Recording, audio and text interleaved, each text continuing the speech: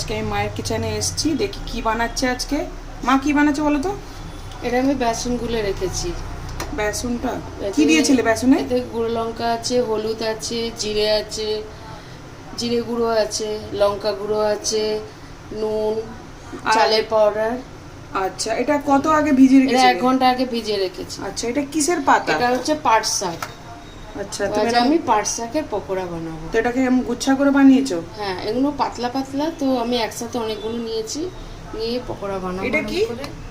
এটা সাদা তিল। আচ্ছা,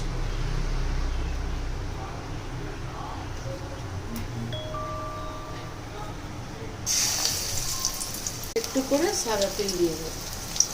আচ্ছা, এটা সাদা তেল দিচ্ছ, পাল্টে দিয়েছো?